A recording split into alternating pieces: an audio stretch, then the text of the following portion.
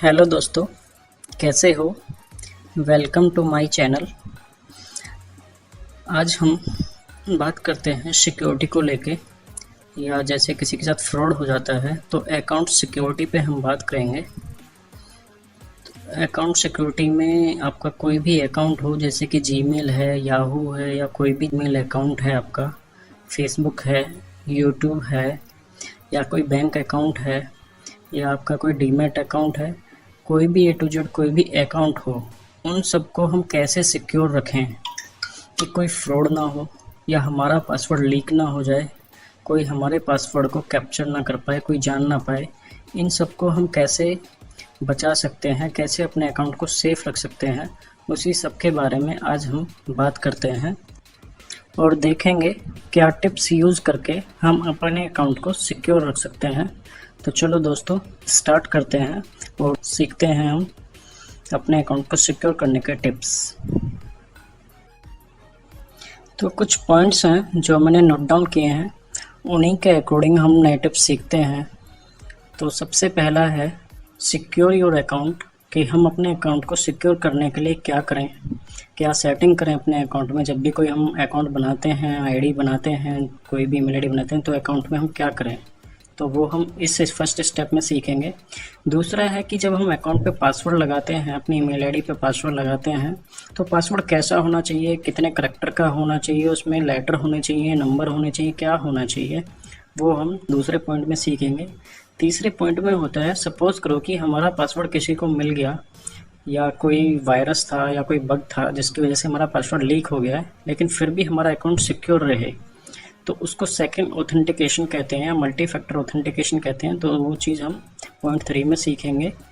4 में हम सीखेंगे क्या हमें करना चाहिए, किन चीज़ों पे ध्यान देना चाहिए जिससे कि हमारे साथ फ्रॉड ना हो, या हमारी कोई भी इन्फॉर्मेशन लीक ना हो, या कोई हमारे अकाउंट को एक्सेस ना कर पाए, तो हम 4 में देखेंगे। और पॉइंट नंबर 5 में क्या हमको नहीं करना है, क्या गलतियाँ ना करें जो ना करके हमारा अकाउंट बच जाए या कोई डिटेल हमारी लीक ना हो जाए, तो हम पॉइंट नंबर 5 में देखें क्या हमको नहीं करना चाहिए।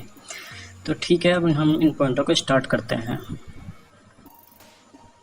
जो नंबर फर्स्ट आता है secure your account. Account secure करने के लिए सबसे पहले हमारा एक यूज़र आईडी होता है, जैसे कि आपका कोई ईमेल आईडी है, उसका पासवर्ड होता है। तो यूज़र और पासवर्ड ऐसे होने चाहिए जो कोई गैस ना करे। उसमें आपके कॉन्टैक्ट डिटेल सही से अपडेटेड होनी चाहिए, जैसे कि मोबाइल नंबर है या ईमेल आईडी है, और कहीं लॉगिन होता है तो इन पे अलर्ट आने की अगर पॉसिबिलिटी है तो अलर्ट आना चाहिए। पिन या ओटीपी का ऑप्शन है तो वो इनेबल करके रखो। या कुछ साइट्स में होता है कि सिक्योरिटी क्वेश्चन और आंसर होते हैं, कि अगर आपको कोई दिक्कत होती है या कहीं दूसरे सिस्टम पे लॉगिन करते हैं तो वेरीफाई करते हैं क्वेश्चन और आंसर से कि आपने क्या क्वेश्चन सेट किया था और उनका आंसर क्या है। तो ये सारी चीज़ों से हमारा अकाउंट सिक्योर होता है। तो जितने भी ऑप्शन मिलते हैं उन ऑप्शन का यूज़ करना चाहिए। नेक्स्ट आता है पासवर्ड कैसा होना चाहिए। एक अच्छा पासवर्ड 3-4 कॉम्बिनेशन से बनता है, जैसे कि किसी भी पासवर्ड में ए टू जेड के कैपिटल लेटर, कोई भी कैपिटल लेटर यूज़ करना चाहिए। स्मॉल लेटर भी उस पासवर्ड में होने चाहिए, ए टू जेड तक बीच में कुछ भी आप यूज कर सकते हो। नंबर्स भी होने चाहिए 0 से 9 तक, और स्पेशल करैक्टर भी होने चाहिए। स्पेशल करैक्टर में जो भी आपके नंबर्स पे आता है कीबोर्ड पे आपने देखा हो, या जो साइन यहाँ पे आपके दिख रहे हैं पॉइंट नंबर 4 में, ये सारे स्पेशल करैक्टर हैं।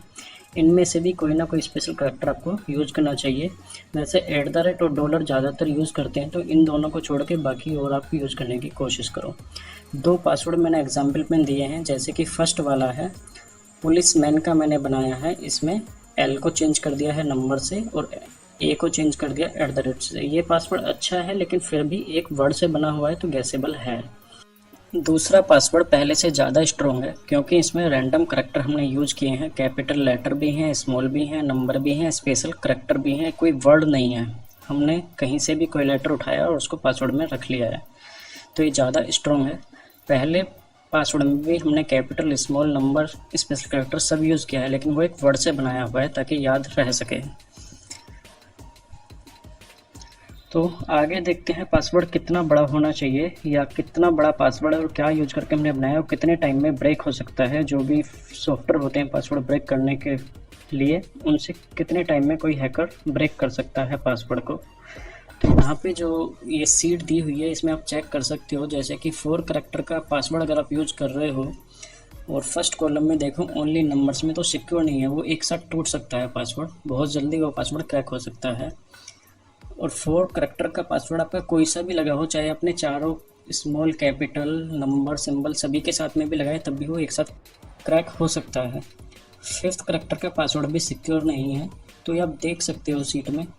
अगर आप जाओगे 11 और 12 पे, तो 11 12 पे आप लास्ट वाले पासवर्ड देखोगे, वो आपको ज़्यादा सिक्योर मिलेंगे। जैसे कि अगर हमारा पासवर्ड है 11 करैक्टर का, तो उसको 400 साल लगेंगे उस पासवर्ड को क्रैक करने में, कॉम्बिनेशन को चेक करने में कि क्या पासवर्ड सेट क्या है, अगर हमने नंबर सिंबल स्मॉल और कैपिटल सबके साथ में लगाया हुआ है।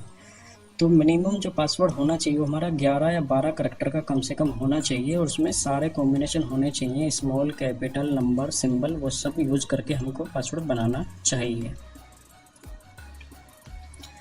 नेक्स्ट आता है सेकंड ऑथेंटिकेशन और मल्टीफैक्टर ऑथेंटिकेशन। जैसा कि मैंने पहले बताया था कि अगर पासवर्ड किसी को मिल भी जाता है, बाई चांस आपने कहीं रखा या कुकीज़ से उठा लिया, किसी ब्राउज़र में सेव रह गया, वहाँ से मिल गया किसी को पासवर्ड और वो ट्राई करता है लॉगिन करने का, तब भी अकाउंट सिक्योर रहना चाहिए। तो उसके लिए होता है सेकंड ऑथेंटिकेशन। पासवर्ड डाला तो वहाँ पे वो फिर OTP आएगा आपके मोबाइल पे कि OTP दो। तो एक होता है OTP के थ्रू वेरीफाई होता है, या कुछ साइटें होती हैं जिन पे पहले ही एक पिन सेट कर लिया जाता है, एक कोड सेट कर लिया जाता है कि पासवर्ड डालने के बाद में ये आपको दोबारा से कोड डालना है। तो कोड होता है नहीं कि 2 बार आपको लॉगिन करना होगा, एक बार पासवर्ड से दूसरी बार कोड से। या कुछ भी होता है मोबाइल नंबर या ईमेल आईडी का वेरिफिकेशन करना होता है कि अपना ईमेल आईडी बताओ या अपना मोबाइल नंबर बताओ, तब हम आगे जाएंगे, या वहाँ पे आपके मोबाइल नंबर पे ईमेल आईडी पे कोई अलर्ट आएगा। 4th होता है कुछ वेबसाइट पे सिक्योरिटी क्वेश्चन और आंसर सेट किए जाते हैं कि आपने क्वेश्चन सेट कर दिया कि आप बोर्न कब हुए थे, तो उसका आंसर आपको डेट ऑफ बर्थ बतानी होगी, तो आपको करेक्ट बतानी होगी जो आपने उस टाइम पे दी थी। तो इसी तरह से फ्रेंड का नाम, लोकेशन का नाम, ये इस तरह के क्वेश्चन हम सेट कर देते हैं, तो वो री ऑथेंटिकेशन में ये हमसे आंसर मांग लेता है, तो ये भी हमारा सेकंड ऑथेंटिकेशन में आ जाता है। 5th होता है कि डिवाइस रजिस्ट्रेशन। ये मोस्टली मोबाइल ऐप पे होता है, जब आप कोई ऐप इंस्टॉल करते हो, जैसे कि बैंक का ऐप इंस्टॉल करते हो, तो वहाँ पे डिवाइस को रजिस्टर कर लेता है।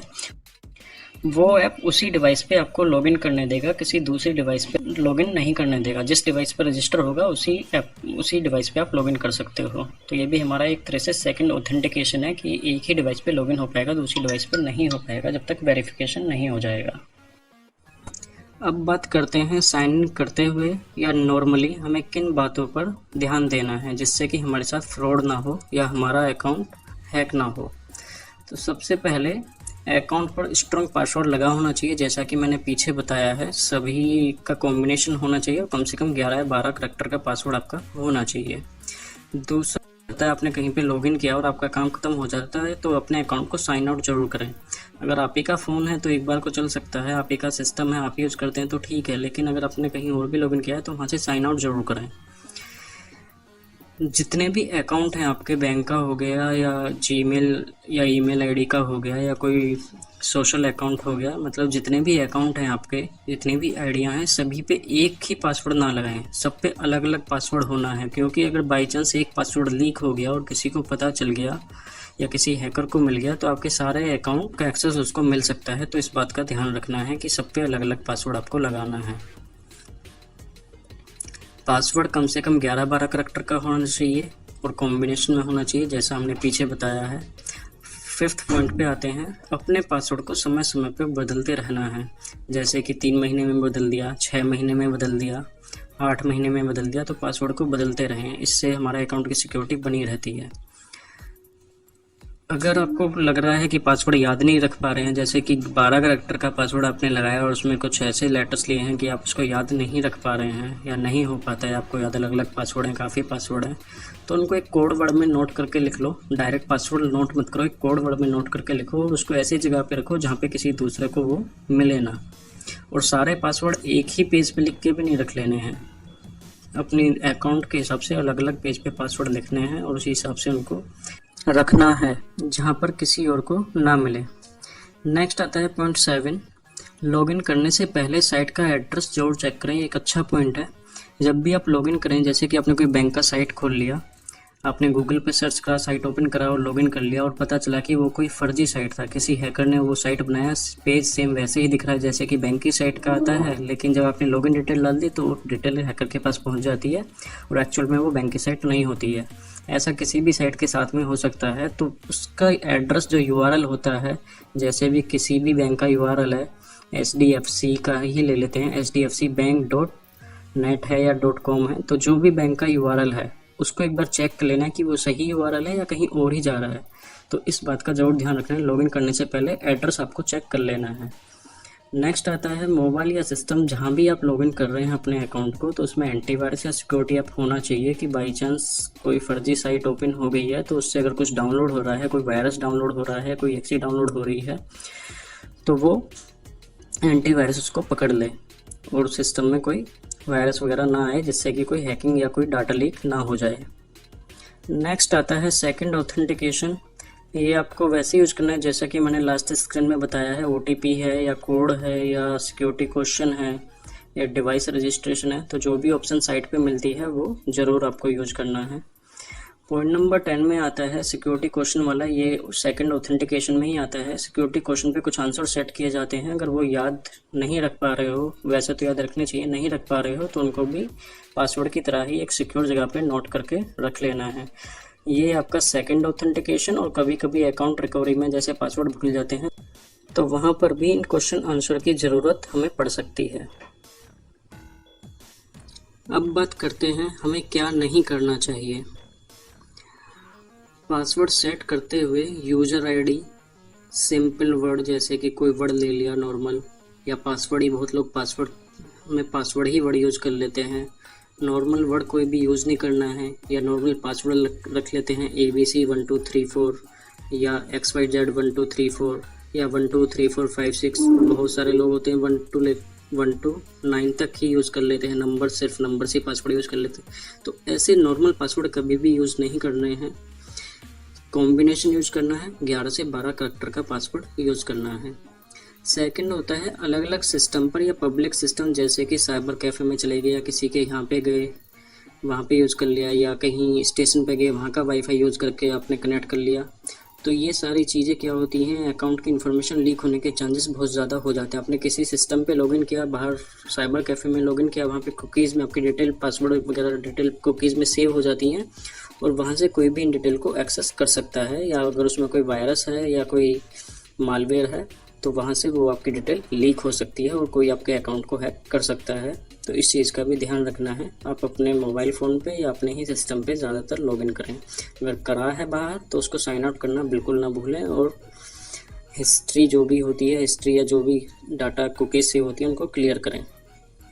थर्ड नंबर होता है OTP, पासवर्ड या लॉगिन डिटेल कोई भी यूज़र ID वगैरह कुछ भी किसी के साथ में शेयर नहीं करना है। कोई अगर मांगता है कि हमें डिटेल दे दो, या आपका कुछ काम रुक रहा है हमें डिटेल दे दो, या OTP बता दो हम ये काम करवा देंगे, तो ये डिटेल किसी को भी ना दें, चाहे कुछ भी हो। जब तक आप विश्वास नहीं करते किसी को भी डिटेल शेयर ना करें। पॉइंट नंबर 4, कोई भी अननोन वेबसाइट मीन्स कि आप कोई सॉफ्टवेयर डाउनलोड करना चाह रहे हैं, या कोई वीडियो डाउनलोड करना चाह रहे हैं, या कोई सॉन्ग डाउनलोड करना चाह रहे हैं, तो उस टाइम पे हम गूगल में सर्च करते हैं और बहुत सारी साइटें ओपन कर लेते हैं। कोई भी साइट है कि बस कहीं पे वो चीज़ मिल जाए हमको, तो हम बहुत सारी साइटें ओपन कर लेते हैं।